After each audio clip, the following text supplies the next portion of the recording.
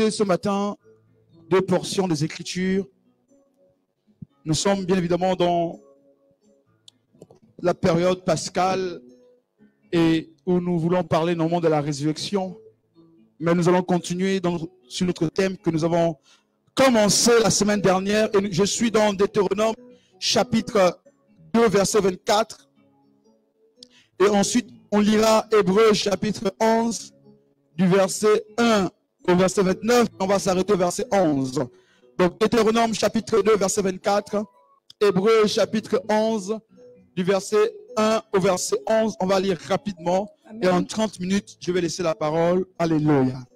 Si on peut se lever, s'il vous plaît, pour la première lecture qui se trouve dans Deutéronome 2, verset 24. Je lis la parole. Levez-vous, partez et passez le torrent d'Arnon, de l'Arnon. Vois, je livre entre tes mains Sion, roi d'Hesbon, l'Amoréen et son pays.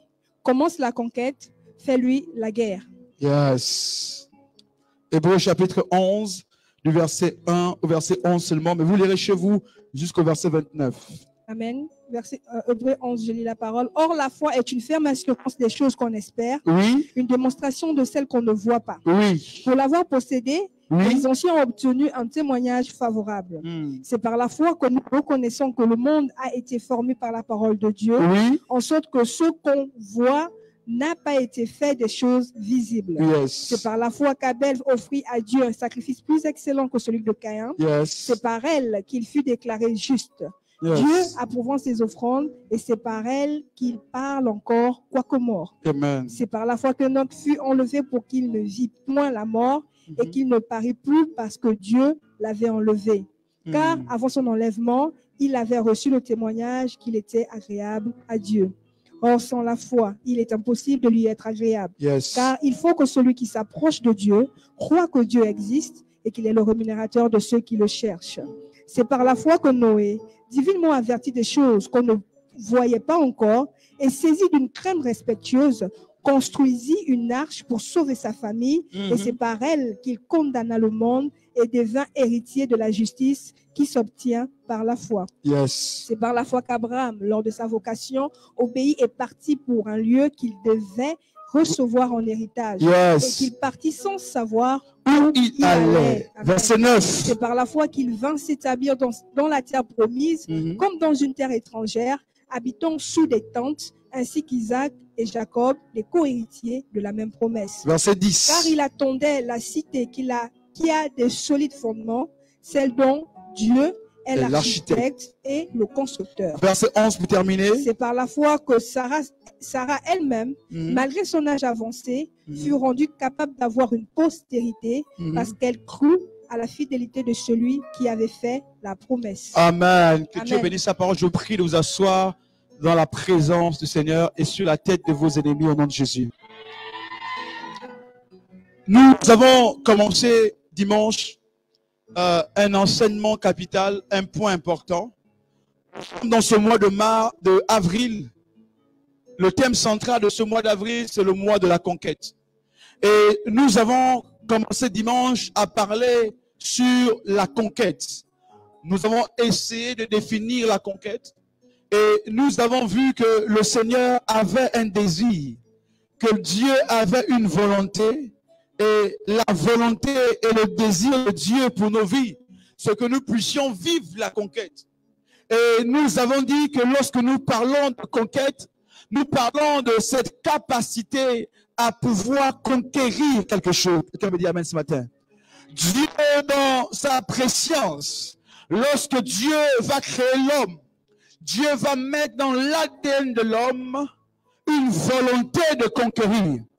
Parce que j'aimerais vous dire que le Dieu que nous servons, c'est le Dieu qui a toujours eu cette volonté de conquérir. Et lorsque Dieu va nous placer sur la terre, c'est avec, n'est-ce pas, un pouvoir qui est le pouvoir de conquérir. Et je disais la semaine dernière que vous ne pouvez pas rentrer dans la conquête sans recevoir quelque chose. Je disais que dans les secteurs où Dieu vous a positionné, dans les domaines où Dieu vous a positionné, lorsque Dieu vous met dans un domaine, dans un secteur, c'est pour accomplir quelque chose. c'est pour réaliser un but bien précis. Dieu te positionne dans le domaine, n'est-ce pas, du commerce, dans le domaine, n'est-ce pas, des affaires, dans le domaine de l'entrepreneuriat, dans le domaine, n'est-ce pas, des finances. Si Dieu te met là, c'est parce que Dieu veut que tu puisses conquérir ce domaine. Et tu m'entends ce matin? Mais il est important de savoir que le domaine où vous vous trouvez, le lieu où vous vous trouvez, il y a également des entités qui sont assises là depuis longtemps.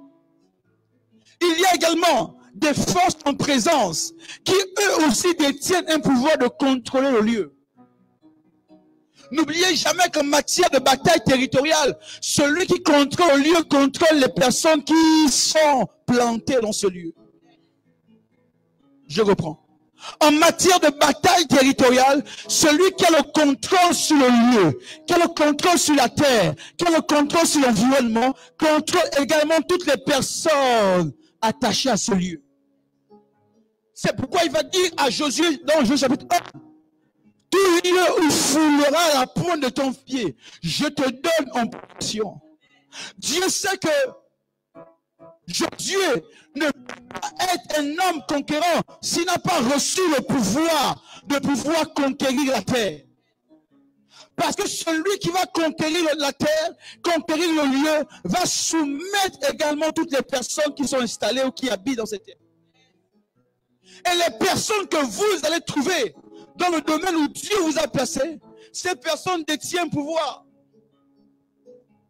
Mais la bonne nouvelle, c'est que Dieu nous a investi d'un pouvoir également. Dieu nous a investi d'une autorité qui dépasse celle des hommes. Je ne sais pas si je suis pas dans la bonne église ce matin. Dieu nous a donné quelque chose afin que là où nous soyons, afin que là où nous posons les pieds, quel que soit le pouvoir de nos ennemis, notre pouvoir est au-dessus de leur. Dieu va se rassurer. Avant même de partir, Jésus dira dans Luc chapitre 10, je vous ai donné le pouvoir. Jésus sait qu'il nous laisse sur la terre, mais il ne peut pas nous laisser comme cela. Il sait que sur la terre, on va être confronté à des batailles. Mais pour remporter cette bataille, il nous faut quelque chose de spécial. Ce qu'on appelle exousia, l'autorité déléguée. Dieu va prendre son pouvoir, il va nous le conférer. Dieu nous a transmis son autorité déléguée, son pouvoir délégué. C'est-à-dire ce qu'il est capable de faire, Dieu va nous donner l'habilité de pouvoir reproduire ce qu'il est capable de faire. Est-ce que vous savez que Dieu ne crée plus? Que Dieu a arrêté de créer? Est-ce que vous le savez? Dieu a arrêté de créer. La Bible dit dans Genèse, au 7e jour, il se reposa de ses œuvres. Dieu a arrêté de créer.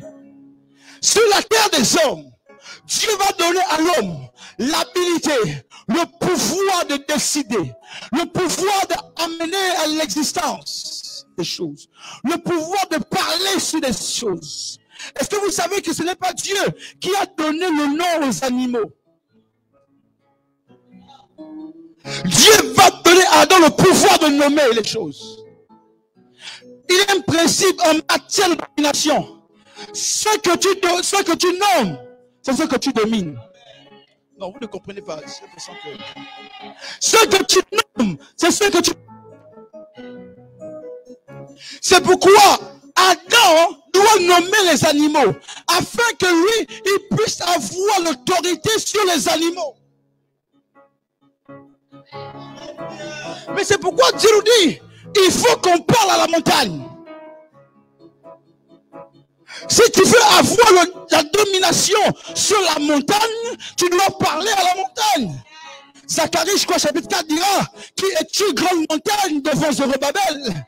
En d'autres termes, il dit, parle à la montagne. Parle à la montagne de tes problèmes. Parle à la montagne de ton foyer. Parle à la montagne de tes finances. Dis quelque chose à la montagne. Par quoi? Par le pouvoir qui t'a été délégué.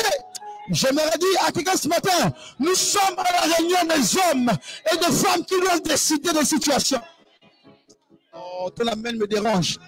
Nous sommes à un rendez-vous des hommes et des femmes qui peuvent parler aux circonstances, qui peuvent parler aux événements, qui peuvent dire à la montagne, montagne, déplace-toi.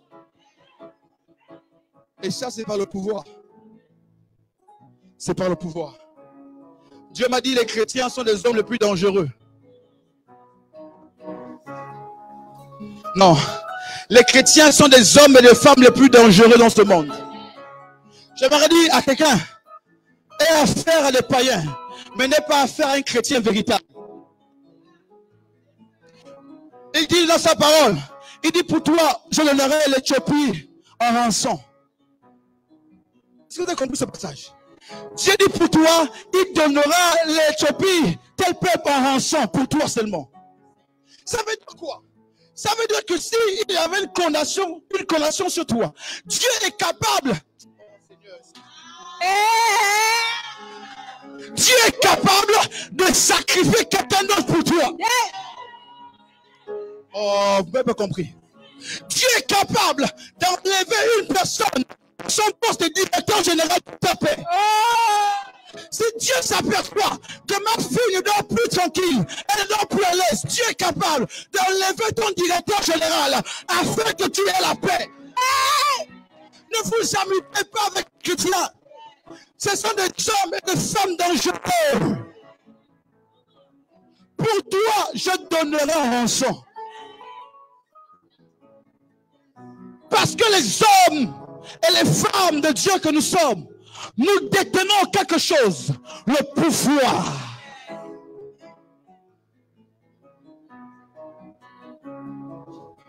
Nous détenons le pouvoir. Il appela les disciples et il leur donna le pouvoir. Le pouvoir que nous avons reçu de Dieu. Ce pouvoir nous amène à faire des exploits.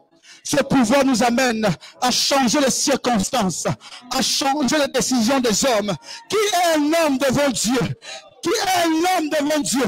Qui est le médecin devant Dieu?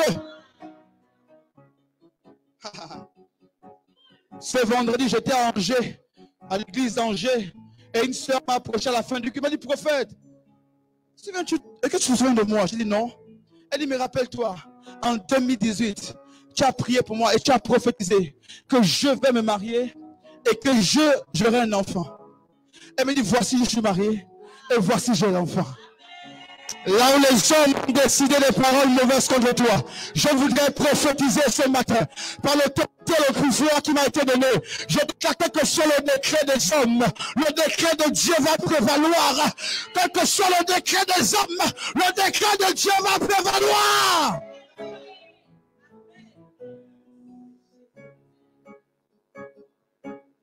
Le chrétien exerce son pouvoir par la déclaration. Et je vous enseigne toujours la dimension la plus puissante dans le prophétique. C'est la dimension de la déclaration. La dimension, le niveau le plus puissant dans le prophétique, ce n'est pas là-bas la parole de connaissance, mais c'est la dimension de la déclaration. Parce que tout s'est fait par la parole. Au commencement était la parole. Et la parole était avec Dieu. Et la parole était Dieu. Rien de ce qui a été fait sans elle. En elle était la lumière du monde. Je suis dans Jean chapitre 1. Au commencement, la parole. Dans Genèse chapitre 1, au commencement, Dieu dit. Et Dieu nous a donné ce pouvoir de décider, de déclarer, de parler. Et les choses vont s'aligner. Mais que fais-tu du pouvoir que tu as? Assieds-toi 2 minutes, si tu peux. Le pouvoir t'a été donné. La Bible déclare dans Luc chapitre 10, sur l'introduction encore. Les disciples viennent en joie, tout heureux. Et disent, Seigneur, les démons nous sont soumis en ton nom. Ils ont commencé à danser. Et voici que Christ va leur reprendre. Et leur dit, ne vous réjouissez pas de ce que les démons vous soient soumis. Il dit, je vois Satan tomber du ciel comme des éclairs. voici, je vous ai donné le pouvoir. Si l'Église arrive à comprendre le pouvoir qu'il détient ou qu'elle détient, je vous dis, rien ne pourra nous stopper. Rien ne pourra nous stopper. Le plus bas niveau, c'est chasser les démons. Le plus bas niveau en matière d'exercice du pouvoir qui t'est donné, c'est chasser les démons. C'est chasser les démons. Parce qu'il y a plus que chasser les démons. Et il y a un niveau où nous entrons dans la dimension des décideurs. Non, vous n'avez pas compris. Je dis, je suis en train de dire à quelqu'un, nous devons rentrer dans le niveau des décideurs. Où c'est nous qui décidons comment sera demain. Où c'est nous qui décidons où nous serons demain. Où c'est nous qui décidons quel bâtiment nous allons acheter demain. Je ne sais pas si je parle à la bonne église, mais il y a quelqu'un qui l'a décidé de ce qui doit devenir. Il y a quelqu'un qui, oh my God, il y a quelqu'un qui l'a décidé de ce que sa vie doit être. Il y a quelqu'un qui l'a décidé de la santé de sa fille, de la santé de son fils. Si le médecin dit quelque chose, moi je dois décider autre chose. Par le pouvoir qui t'a été donné.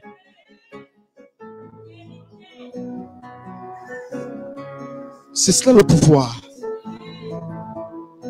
C'est cela le pouvoir. Mon père spirituel a dit, la puissance reconnaît la puissance. Je peux vous dire quelque chose? Vous ne serez respecté que lorsque vous allez manifester votre pouvoir et votre puissance. Dans le domaine où tu travailles, les gens vont te respecter lorsqu'ils auront découvert ou lorsqu'ils auront vu que tu détiens quelque chose de spécial. Oh, écoute, on ne fait la route qu'aux hommes qui ont un pouvoir. On ne fait l'espace qu'aux hommes qui ont un pouvoir. Je dis, on ne fait l'espace qu'aux hommes qui ont un pouvoir. C'est pourquoi à partir de mardi, en rentrant dans ta salle de classe, marche comme une autorité. Marche, écoutez, le pouvoir s'exerce, le pouvoir se démontre, le pouvoir s'exerce, le pouvoir se démontre. Par ta manière de marcher, on peut savoir un homme qui est rempli de quelque chose de différent. Par ta manière de parler, on peut sentir une femme qui transporte quelque chose. Et c'est pourquoi la Bible déclare, les hommes ont dit, mais par quel pouvoir peut-il chasser les démons? En parlant de Christ. Tu sais, lorsque tu as le pouvoir, même ta démarche change. Oh, je ne sais pas si les gens de pouvoir ce matin. Lorsque tu as le pouvoir, ta manière de marcher change. Ta manière de marcher change. Tu commences à parler avec assurance. Tu commences à parler avec assurance. On dit, mais c'est bizarre. Cet homme parle avec assurance. Oui, j'ai le pouvoir. J'ai le pouvoir.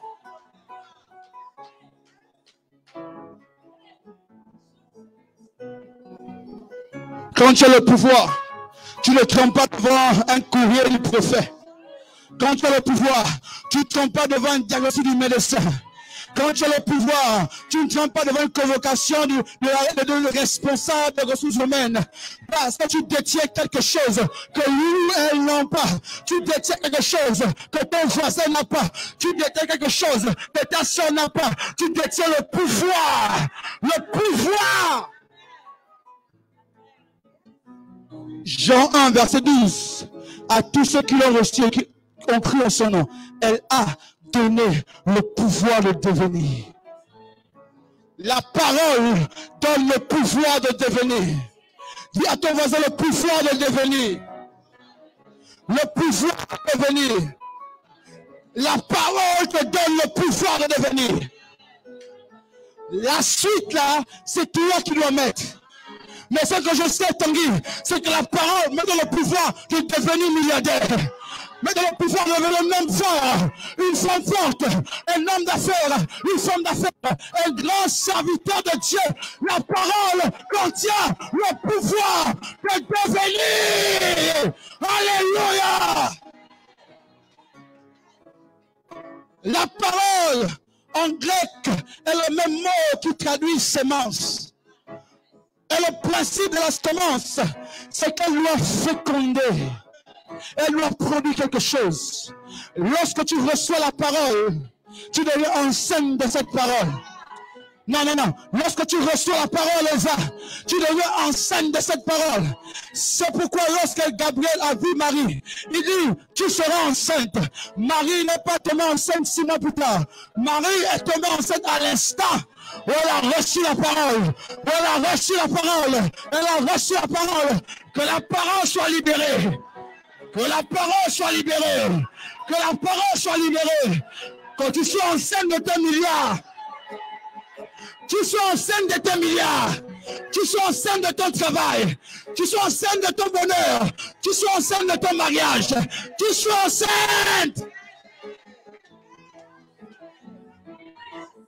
Lorsque la parole est libérée, la parole a un pouvoir, le pouvoir créateur. C'est-à-dire que là, si à l'endroit il y avait la mort, la parole est créée. La vie. Elle crée la vie. Dites le pouvoir de devenir. La question que je te pose ce matin, que veux-tu devenir? Que veux-tu devenir? Que veux-tu devenir? Ou qui veux-tu devenir? Parce que la parole a déjà été libérée. Le pouvoir de devenir.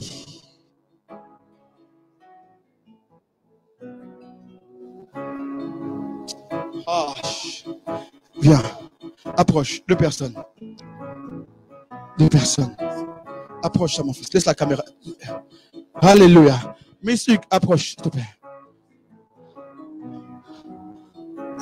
Reste là. Ça c'est toi. Ça c'est la parole. Et ça c'est toi. Tu es à cette étape-là. Dieu t'appelle à devenir milliardaire. Dieu t'appelle à devenir un grand homme d'affaires. Un puissant serviteur de Dieu. Ça, c'est la parole. Ça, c'est toi l'étape 0. Mais où Dieu t'attend, c'est là. Mais entre là et là, quelque chose doit se passer. Il faut que tu sois enceinte de quelque chose. Dieu sachant déjà. Est-ce que vous savez que Dieu sait ce que nous sommes appelés à devenir? Est-ce que vous savez? Amen. Est-ce que vous savez que ce que nous ne sommes pas aujourd'hui. Nous le sommes déjà depuis l'éternité. Dans la pensée de Dieu. Je peux vous choquer? Est-ce que je peux vous choquer quelques secondes? Est-ce que vous savez que nous n'existons pas lorsque Dieu nous a créés au 6e jour? Oh. La parole dit. Nous n'avons pas commencé à exister lorsque Dieu nous a envoyés sur la terre. La Bible déclare que nous existons déjà dans la pensée de Dieu avant même que nous soyons formés. Oh. J'ai chanté le Père à quelqu'un. La Bible dit avant que nous soyons envoyés sur la terre, tu existais déjà dans la pensée de Dieu. Je reviens à mon exemple. Lorsque tu dois devenir ce que Dieu décide que tu deviennes, tu as besoin de la parole. C'est lorsque la parole vient, elle te féconde, elle rentre en toi. Lorsque cette parole rentre en toi, elle forme une seule personne avec toi. C'est la parole entrée en toi qui pénètre tes entrailles, qui te pousse à t'accomplir.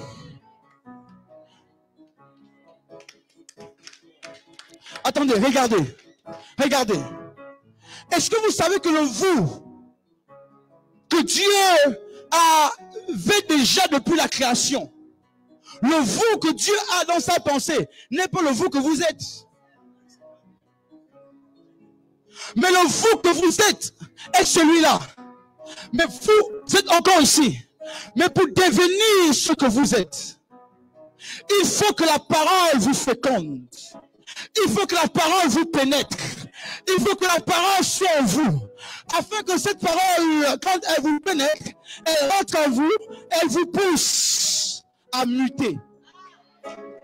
Et c'est ainsi qu'il y a ce qu'on appelle une mutation. Le vous d'autrefois n'est plus. Et vous devenez le vrai vous, selon la pensée conforme de Dieu. Mais là, il y a eu l'effet de la parole. Car la parole a la puissance créatrice. Je peux encore vous choquer? Je peux? Qui est cette parole? La Bible déclare, Christ est la parole. Donc en réalité, celle qui va vous féconder, c'est Christ. Et si la parole que Christ vous féconde, et que vous devez devenir la parole, ça veut dire par ricochet que vous devenez en réalité Christ. Non, ils ne sont pas prêts. Ils ne sont pas prêts. Non, j'ai perdu quelqu'un. J'ai perdu quelqu'un. Je reprends. Il faut que la parole te féconde. Il faut que la parole rentre en toi. Il faut que la parole te pénètre. Mais cette parole, c'est Christ. La Bible déclare que commence par être la parole, par être Dieu, par être Dieu. Et Dieu, c'est Christ. Et lorsque cette parole rentre en toi, elle t'appelle à devenir ce que tu es appelé à devenir. Mais lorsque la parole qui est Christ te pénètre, lorsque tu la reçois, tu deviens cette parole. Et la question c'est qui cette parole? Cette parole c'est Christ. Alors tu deviens Christ. C'est pourquoi les disciples, on a dit, c'était des petits Christ.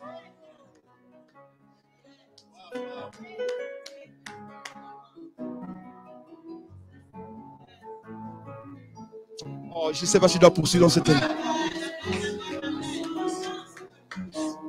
Est-ce que vous savez que on ne peut plus voir Christ physiquement sur la terre?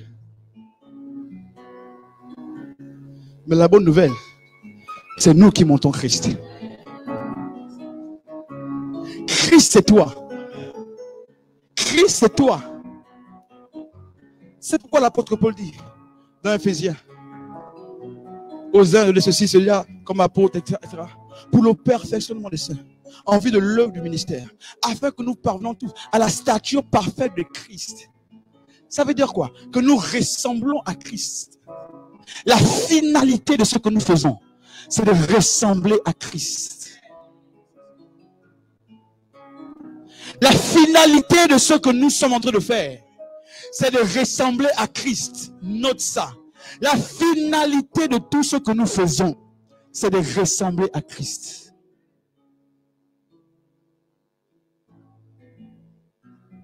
Mais le pouvoir te donne cette capacité de devenir ce que Dieu a dit que je dois devenir. Est-ce qu'on peut acclamer Dieu très fort? Waouh! Merci beaucoup. Bon, maintenant, laissez-moi rentrer dans mon message.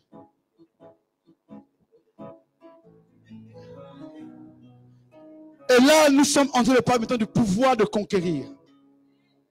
Après vous avoir illustré tout ce que j'ai pu dire, le point central, c'est que Dieu nous appelle à conquérir. La première chose pour rentrer dans la conquête, c'est avoir ce que j'appelle la mentalité de conquérant. Vous ne pouvez pas simplement dire que vous êtes appelé à conquérir juste en parlant. Il faut que votre mentalité de conquérant soit éveillée. Il faut que votre ADN de conquérant soit manifesté. L'un des signes d'un conquérant, c'est son désir de réussir. Les conquérants ne sont jamais satisfaits de ce qu'ils ont. Note ça. Les conquérants ne sont jamais satisfaits du niveau où ils sont. Ils ont toujours l'envie d'obtenir des territoires. L'envie de gagner des batailles. Les conquérants ont une volonté de s'étendre. Écoute, l'un des signes qui va montrer que tu es un conquérant, C'est une envie de poser des choses. Deuxième chose, les conquérants ont une vision élargie. Les conquérants ont une vision élargie. Ce sont des hommes et des femmes qui pensent grandeur. Les conquérants ont appris à ne jamais limiter Dieu. Les conquérants ont appris à ne jamais limiter Dieu. Parce qu'ils savent que Dieu est capable de faire au-delà, infiniment au-delà de ceux qui pensent ou imaginent. Par quoi? Par la force qui agit en nous. À celui qui peut faire lire la Bible, à celui qui peut faire au-delà, infiniment au-delà de la Bible, de ce que nous pensons ou imaginons. Par l'esprit ou la force qui agit en nous. Oh, j'aime trop cette parole. Dis à ton voisin, est-ce que tu es un conquérant ou une conquérante? Lorsqu'on est en face d'un conquérant, ce sont des hommes et des femmes qui savent qu'ils sont destinés à faire quelque chose que d'autres n'ont pas fait. Ce message est capital. Un conquérant doit accomplir des choses que d'autres n'ont jamais fait. Lorsque vous avez cette volonté de poser des actes que d'autres n'ont jamais fait, c'est que vous avez en vous l'ADN de conquérant.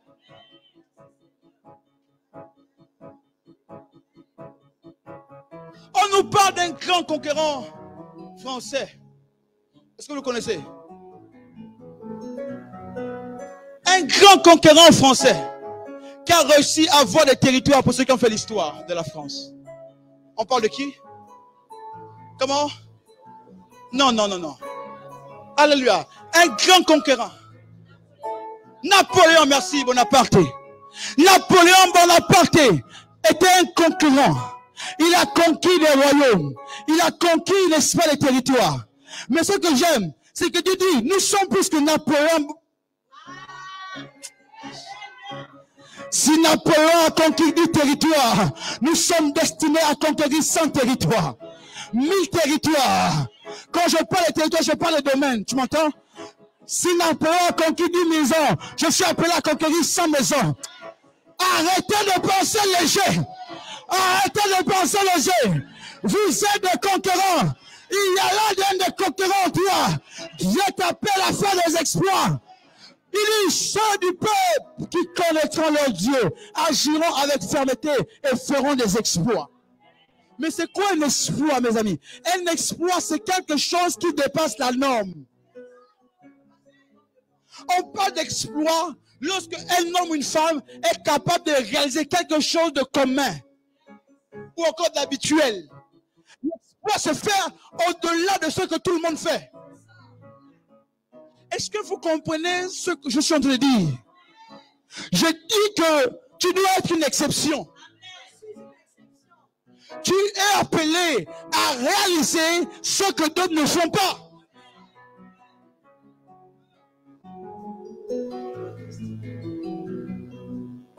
Dieu me dit, les hommes de pouvoir doivent se manifester maintenant. Des hommes et des femmes qui décident. Des hommes et des femmes qui décident et qui parlent. Vous avez reçu le pouvoir.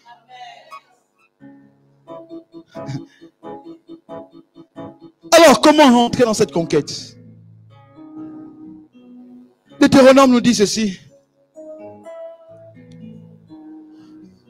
Dans son verset, dans Jean chapitre 2, verset 24. Il dit, levez-vous, partez, passez le torrent d'Arnon. Vois, je livre entre tes mains Sion, Sinon, roi d'Hesbon et de l'Amoréen et son pays. Commence la conquête, fais-lui la guerre. La première chose en matière de conquête, il faut s'élever. Je vous disais la semaine dernière qu'il y a 3 verbes d'action lorsque vous devez rentrer dans la conquête. Levez-vous. Deuxièmement, partez. Troisièmement, passez. La première chose que Dieu va te demander de faire, lorsque Dieu veut que tu rentres dans ta saison de conquête, parce que la vie est faite de saisons. Il y a une saison où tu es assis. Parce que s'il dit lève-toi, cela sous-entend que tu es assis. C'est vrai ou c'est faux? Non, je reprends. Si Dieu te dit lève-toi, cela veut dire que tu es soit assis ou allongé ou endormi.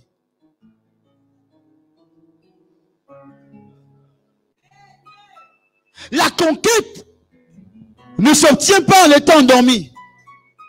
Ok. Merci Seigneur. La conquête ne se gagne pas en dormant. En fait, la conquête n'est pas pour les dormeurs. En fait, ce que Dieu nous dit, c'est que cette conquête-là, c'est pour des hommes et des femmes éveillés. Non, on n'a pas compris.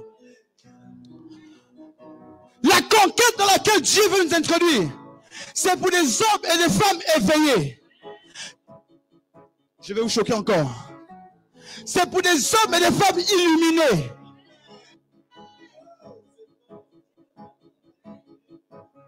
Oh. Si tu n'es pas éveillé, illuminé, il y a des opportunités que tu vas laisser passer. C'est pourquoi Dieu, avant de dire au peuple, le mot commence la conquête, il va se rassurer que le peuple est. La conquête se gagne debout. Dis à ton voisin, que fais-tu assis ou assise? Oh, je sens que je suis quelqu'un. La conquête ne se gagne pas en étant en dormant de 10 heures à 25 heures, ou 26 heures, ou 50 heures. Non, la conquête, c'est pour des hommes et des femmes qui disent, moi je me tiens debout. Mais je me suis posé la question de savoir, pourquoi sommes-nous allongés assis? Et Dieu m'a dit que parfois, le fait d'être allongé ou être assis, c'est la résultante des situations qu'on a endurées, des événements qui nous ont traumatisés, des coups de la vie qu'on a pris, des gifles de la vie qu'on a pris, des difficultés de la vie qu'on a pris, des péripéties difficiles et compliquées dans lesquelles nous étions. Et ces situations nous ont comme traumatisés et nous ont mis à terre. Mais Dieu, dans sa grâce et dans sa miséricorde, est venu dans son amour et dit à quelqu'un, oui, la pauvreté t'a frappé, le célibat t'a giflé, le chômage t'a décapité, mais maintenant, la saison de pleurs est passée. C'est la saison où... C'est la...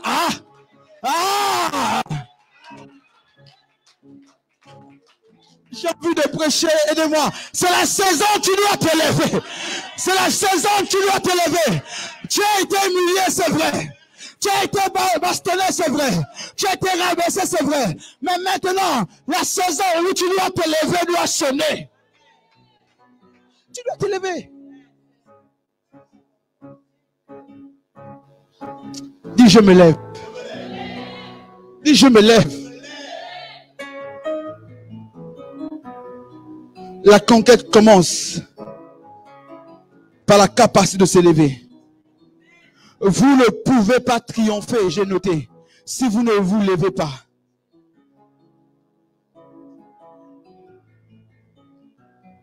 Vous ne pouvez pas triompher si vous ne vous levez pas. Une chose importante. La Bible ne dit pas relevez-les. Non. La Bible dit quoi? Levez-vous. Ça veut dire quoi? Je peux dire ça? Je reprends. La Bible ne dit pas relevez-les. Mais la Bible dit relevez-vous. Ça veut dire quoi? Ça veut dire que Dieu est en train de nous dire que nous n'avons pas besoin du secours des hommes. Il y a un moment donné, lorsque Dieu veut nous faire entrer dans notre saison de conquête, la force de se relever ne viendra de mon voisin, de ma voisine, de ma tante, de mon oncle, mais la force de me relever après les difficultés de la vie. Cette force, je vais la puiser en moi.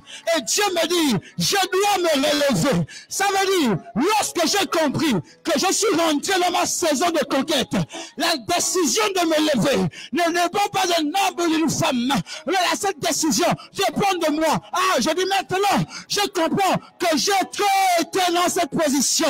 Je dois me lever. Relève-toi de la maladie. Relève-toi des déceptions amoureuses. Relève-toi de la jalousie des hommes. Relève-toi des faux témoignages. Relève-toi des paroles mensongères. Relève-toi. Quelqu'un doit se relever. Je dis quelqu'un doit se relever. Quelqu'un doit se relever. Quelqu'un doit se relever. Relève-toi. Relève-toi. Relève-toi. Écoute. Si personne ne te relève, relève-toi toi-même. Tu entends? Si personne ne veut te relever, relève-toi toi-même. Je n'aime pas ce paralytique dans la piscine. Je ne l'aime pas. Plus de 37, 38 ans. Il était là assis. Tu sais, il y a... Je peux dire ça. Il y a des situations qui énervent Dieu. Je vous dis la vérité. Jésus va comprendre. On dit, mais il y a un type là-bas. Depuis plus de 30 ans, il est assis. Vous avez un moment donné, hein?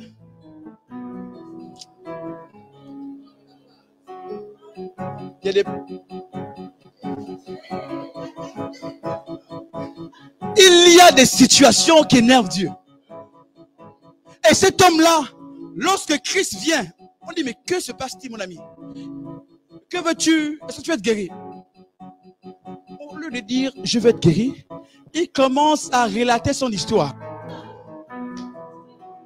En disant, je suis là depuis 37 ans, 36 ans, 38 ans. Et ce qui est triste, c'est qu'il dit, personne ne m'aide. Personne ne vient à mon secours. Lorsque l'ange descend, personne ne me jette dans la piscine. Il y a une saison où tu as besoin que les gens te jettent dans la piscine. Mais il y a une autre saison où toi-même tu te... Oh. Non, non, non, non. Non, vous ne comprenez pas. Il y a une saison où les gens te jettent dans la piscine. Mais il y a une autre saison où toi-même tu dois décider de te jeter. Où tu sens que l'ange est passé. Ah, écoute, la saison où les gens te jettent, c'est la saison de l'enfant, de l'enfance. C'est lorsque l'enfant est petit, qu'on le prend, on l'apprend à nager. Mais lorsque tu viens dans la saison de la maturité, et tu comprends que c'est favorable, tu n'as plus besoin qu'on te pousse, qu'on te motive. Mais en fait, tu dis, mais là, l'ange est passé, il faut que je me jette. Ah, si j'étais à Londres, il devait comprendre ça autrement. Non. Il y a une saison où on te jetait pour une affaire. Où on te jetait pour acheter un bien. Mais quand tu es rentré dans la saison de la conquête, toi-même tu te jettes. Non, écoute. Une saison où on t'amenait, n'est-ce pas? On te disait, mais écoute, il y a une opportunité, va déposer ton dossier. Mais lorsque tu viens dans la saison de la conquête, tu n'as plus besoin qu'on t'appelle. Il y a une opportunité, tu apparais. Il y a un achat ici, tu es là. Il y a une acquisition là, tu es là.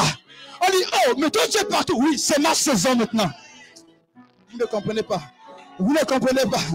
Il y a des gens, vous allez à gauche, vous les trouvez. Vous allez à droite, ils sont là. Ah! Vous entendez quelqu'un acheter là-bas. On cherche le nom sur lui. 2 jours plus tard, une autre personne. On cherche le nom sur lui. C'est parce que tu es dans ta saison de conquête où tu as décidé de te lever pour conquérir. Écoute, le monde ne te fera pas des cadeaux. Et personne ne décidera à ta place. dois décider toi-même de rentrer. C'est pourquoi il dit, il faut que tu te lèves. Je me lève et je rentre. Moi, c'est je partout. Oui, c'est ma saison. Mais hier, tu n'étais pas là. Oui, mais je suis là. Et quand je suis là, on va faire avec moi. Non. Quand je suis là, on va décider avec moi. Que tu le veuilles pas, je suis aussi là. On négocie. C'est un peu comme aux enchères. La voiture à 5 000 €. Tu mets aussi 5 100 €. Là, tu mets 5 200. Là, tu montes 5 500. Là, tu montes 6 000. Là, tu montes 7 000. Tant que ça ne finit pas. Il y a des gens qui sont déterminés ce matin. Il y a des gens qui sont déterminés ce matin. Arrête de dormir. Le temps de dormir est fini. Tu dois résister. On est là. Tant que je n'obtiens pas, je ne laisse pas. Oui. J'aime trop ce message.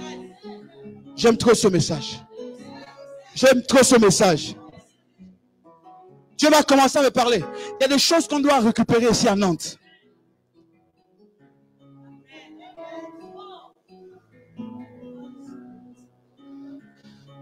Le conquérant, je dis un secret. Le conquérant ne compte pas sur ses propres forces. Le conquérant ne compte pas sur ses propres moyens. Le conquérant s'appuie sur l'Éternel. Ma soeur, il y a un investissement de 200 000 € là. Une maison qui est en vente. Est-ce que tu es chaude? Oui, je suis chaud. Oh. Mon frère, il y a un investissement immobilier là-bas. Est-ce que tu es chaud? Oui, je suis chaud. Tu as les sous? Oui, j'ai les sous. Même s'il n'y a rien de... j'ai les sous. Je vous dis toujours, c'est pas la provision qui attire la vision. Mais c'est la vision qui attire la provision. Je reprends. C'est la vision qui attire la provision. Même lorsque tu n'as pas la provision, mais il te faut une vision. C'est pourquoi dans le monde des affaires, on dit souvent que les hommes d'affaires n'ont pas besoin d'argent, mais ils ont besoin de l'idée. C'est pourquoi aux États-Unis, en l'occurrence à la Silicon Valley, l'idée a plus de valeur que le bien matériel. L'idée, c'est elle qui crée des milliards. La vision, c'est elle qui apporte la provision. Vous avez besoin de voir quelque chose. Oh, j'ai chanté de perdre le peuple là.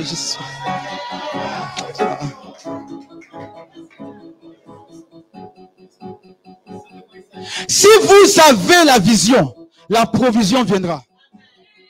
Parce que chaque fois qu'il y a une vision, la provision va venir. Regardez, la vision, la Bible dit qu'ils avaient faim. Et ils sont venus voir le Christ. Ils disent, Seigneur, renvoie la foule, car on n'a rien à leur donner à manger. Jésus va dire quoi? Donnez-leur même à manger. Regardez, chaque fois qu'il y a un besoin, il y a une provision qui est cachée. Oh, c'est trop fort. Note ça, chaque fois qu'il y a un besoin, il y a une provision qui est cachée par rapport au besoin. Il dit, donnez-leur vous à manger. Ils vont donner rien. Et c'est là, alors qu'il y a le besoin de manger, la Bible dit qu'un petit enfant va passer avec du pain et du poisson. 5 pains et 2 poissons. Et il va prendre cela, il va multiplier. Pourquoi? Pourquoi l'enfant apparaît seulement à cet instant? C'est parce qu'il a le besoin de manger. Est-ce que vous comprenez même ce que je viens de raconter? Il y a eu un besoin de manger, la provision est apparue. Écoute, ton problème c'est que tu n'as pas encore le besoin. Oh. Oui. Ton problème c'est que tu n'as pas encore le besoin. Lorsque tu auras le besoin, la provision viendra.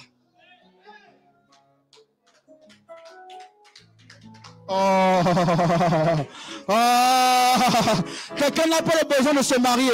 Quelqu'un n'a pas besoin d'acheter une maison. Quelqu'un n'a pas besoin d'avoir une nationalité française. Lorsque tu auras le besoin, lorsque tu auras ce besoin, je dis non, je suis fatigué de dormir tout seul, de mettre le chauffage à la couette. Je suis fatigué Je suis fatigué. Le besoin est là. Lorsque le besoin est là, et il attire la provision. Et tout d'un coup, la provision apparaît. Et dit, je suis là. Prends-moi cadeau maintenant. Ah! Que l'Éternel te rencontre à l'endroit de ton besoin. Que l'Éternel te rencontre à l'endroit de ton besoin. Oh, quelqu'un a un besoin ce matin. Il a dit, je suis fatigué de locataire, de louer les HLM, de donner l'argent à un propriétaire. Maintenant, je dois être aussi propriétaire. Et lorsque le besoin se fait ressentir, oh, ton banquier t'appelle et il te dit, il y a une maison en vente pour vous, monsieur. Ayez le besoin. Ayez le besoin. Ton problème, c'est que tu n'as pas encore mis ton besoin. Tu es trop content de ta situation. Tu es trop content de ta condition. Le besoin, c'est quand tu dis non, je suis fatigué. Enough is enough. Assez, c'est assez. Quelque chose doit changer. C'est le besoin qui crée le miracle.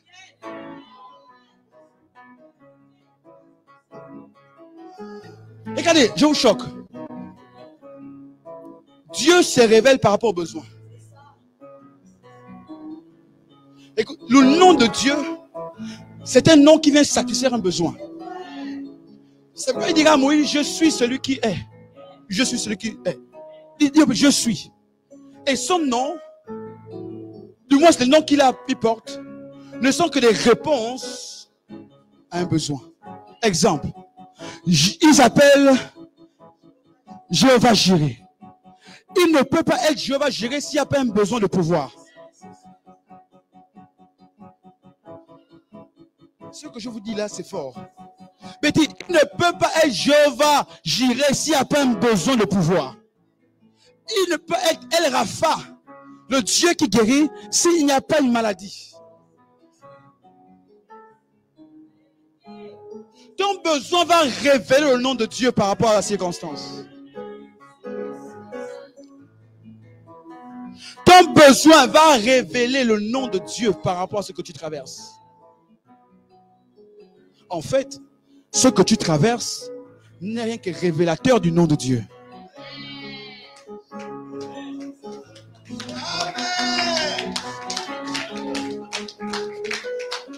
Ah, si j'étais aux États-Unis, au Nigeria, je pense que ce ne serait pas comme ça. Je dis à quelqu'un, ton besoin n'est que révélateur du nom de Dieu.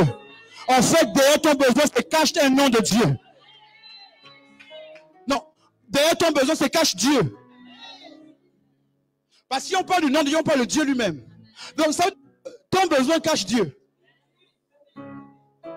Bon, on va arrêter par là. On va prier pour la fin. Non, on va prier pour la fin. J'ai trop débordé. Non, on va arrêter là. Amen. Ton besoin révèle Dieu. Je termine. Préparez déjà la scène. Je termine. Il dit, ensuite, partez. Là, je dis qu'à levez-vous. Je vais continuer la semaine prochaine. Partez. La conquête commence lorsque tu décides de partir. Partir, ça veut dire changer l'environnement. Dieu n'a jamais élevé une personne dans l'histoire de la Bible sans pourtant qu'elle ait fait un mouvement. Dimanche prochain, je vais continuer. Abraham ne peut pas devenir grand s'il ne part pas. Yuri, il a dit à Abraham, quitte la maison de ton père et va. Donc Jacob ne peut pas se marier s'il ne quitte pas la maison de son père Isaac. C'est en allant chez Laban qu'il va trouver son mariage. Il y a des bénédictions qui s'obtiennent en faisant un pas. Il y a un certain type de miracle que vous pourrez avoir si vous décidez de partir. Partir, c'est bouger. Être en mouvement. Écoutez, j'ai appris que Dieu ne bénit que les hommes et les femmes qui sont en mouvement. Tant que tu ne pars pas chercher le travail, le travail ne viendra pas. Il faut partir. C'est en partant que tu vas déclencher le miracle. Regarde, je termine avec cette histoire. il y avait 10 lépreux qui viennent. Et Jésus dit non, vous êtes guéris. Mais est-ce qu'ils étaient guéris sur place? Non. La Bible dit, c'est en marchant.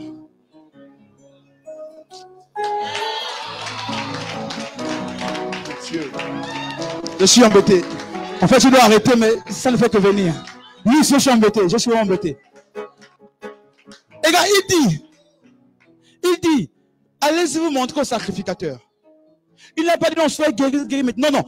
Il dit, allez-y vous montrer. Donc, partez de là, allez-y là-bas vous montrer. Et la Bible déclare, c'est en marchant. Alors qu'ils marchèrent, soudain, ils se regardaient, ils sont aperçus qu'ils étaient guéris. Il y a des miracles que tu vas voir. Écoute, la première étape, tu t'es levé. Deuxième étape, tu dois maintenant marcher. Il y a des démarches qui attirent les miracles. Non, vous ne savez pas marcher. Dis à quelqu'un que tu ne sais pas marcher. Il y a un niveau de démarche. Quand tu marches dans la rue, Béatrice, quelqu'un s'arrête dans son véhicule et dit, monsieur, est-ce que vous avez besoin d'un travail? Il y a un niveau de démarche. Quand tu marches comme cela, tu attires la richesse, tu attires l'argent, tu attires la faveur. On t'arrête, toi tu marches bien, hein? Sois béni, sois béni, sois béni, sois béni. Ce matin, marche avec assurance. Non, on termine par là. Lèvons nos prières pour la faire. Je continuerai la semaine prochaine. Partir. Est-ce que tu peux acclamer Dieu très fort ce matin? Est-ce que tu peux acclamer Dieu ce matin? Le pouvoir de conquérir. Gloire. Gloire.